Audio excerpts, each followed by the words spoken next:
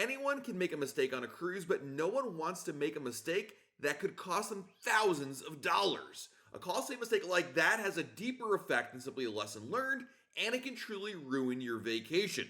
There was recently a news story about someone in the UK who went on a Caribbean cruise, left her cell phone antenna on, and then racked up some serious charges. She was unaware that using her phone normally on a cruise ship shot up her monthly phone bill from £35 to £1,186. Why was her bill so high? Her phone was outside of its normal cellular network, and when you try to use your cell phone for calls, data, or texting on someone else's network, you incur crazy high rates. In fact, even if you don't even use your phone actively, your phone still uses data. It pings constantly to figure out, is anybody calling you? Are there updates for your apps available? Things like that. Many cellular plans, even international plans, do not include calls, text, or data on a cruise ship, and they will charge you extremely high roaming rates for such services that will show up weeks later on your phone bill. Data usage is especially troublesome because smartphones will use data even when you're not actively using your phone. Phones continuously check for updates or notifications, as well as run app updates in the background. All this uses data, and that can drive up your bill without even using the device. In this case of the British woman, she was able to negotiate with the cell phone carrier to drop the price by half, but that's still many hundreds extra in fees that could have been avoided. And I gotta say, in my cruising experience, I see this all the time. I'll be speaking to a guest, meeting somebody that wants to take a selfie, and I can't help but notice their antenna is still on when they take the photo, and it's something that's easily avoidable. Now, if all this sounds scary, the good news is you can protect yourself from running into a giant cell phone bill with a very simple trick. Every cell phone has a feature that prevents the phone from using its antenna, but you need to remember how to activate it. There's a feature on every phone to put your phone into airplane mode, which disables your antenna until you re-enable it. As the name implies, it was designed to use while on an airplane, but it works just as well on a cruise ship. Your best bet is to get on the ship and before sail away, use your phone to let anyone know what's going on and then turn on airplane mode. Keep it in airplane mode until you return home. By keeping your phone in airplane mode, your phone cannot join any cellular networks and will not get a giant bill later. Now don't worry, you can still use Wi-Fi or even Bluetooth while your phone is in airplane mode, which means you can connect to the ship's Wi-Fi or use a Wi-Fi hotspot in one of the ports of call you visit. This includes iMessage.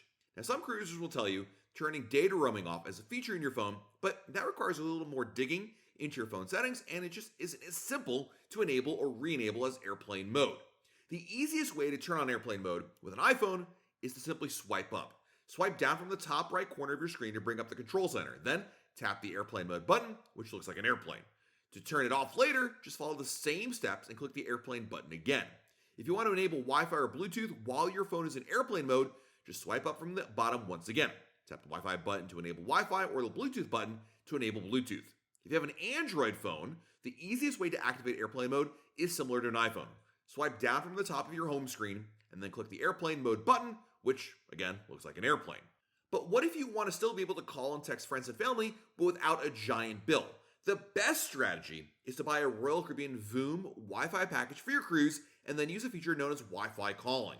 With an internet package for your cruise, you can rely purely on data, not a cell signal, and call with FaceTime, WhatsApp, Facebook Messenger, or some other messaging app, including iMessage. If you need to make a real phone call, like who does that, I'm not sure. Anyway, make sure Wi-Fi calling is enabled on your phone. Wi-Fi calling is a feature nearly every cellular carrier provides that allows the phone to use Wi-Fi data instead of a cellular signal to place the call. This is useful in areas where there's bad cell phone coverage on land as well. The important thing is to activate Wi-Fi calling before your cruise while you're still at home. There's no cost to use Wi-Fi calling, so it's simply just a setting in your phone that you need to activate. Depending on your device and cellular carrier, there are different instructions that can vary, but it's pretty much the same. You can Google around, iPhone, AT&T, Wi-Fi calling, you'll find it there. Now, some people might also say, well, Matt, there are also special cell phone plans for cruise ships that my cellular carrier provides. Shouldn't I just buy that? And they do exist, no doubt. But the problem is I don't recommend them because they're expensive and they perform poorly. A cruise ship Wi-Fi package will probably work better, be cheaper, and has no limits. Speaking of staying connected on a cruise ship, don't forget about Royal Caribbean's free chat feature. Because if you don't want to pay for a Wi-Fi package, but still want to be able to be in communication with people on board the ship during your voyage, there is a free alternative in the Royal Caribbean app. You just need to have the Royal Caribbean app downloaded and installed on your phone before the cruise. Then, once on board, connect to the Wi-Fi, select the option to just use the app, not an internet package. And while it's not as full-featured as other messaging apps, it's free and it works well enough for communicating with someone else on the ship that has the app as well. Of course, you can't use the chat feature for messaging to anyone else who's not on board the ship, but this is really good for families who simply don't want to buy internet packages for their kids.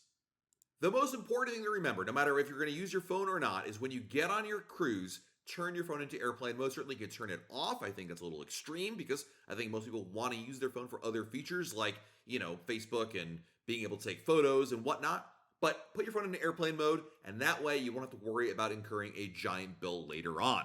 Let me know in the comments below if you ever fallen prey to a giant cell phone bill because you forgot to turn on airplane mode, and any other tips you might have for running up a giant bill or just simply wasting money on a cruise ship.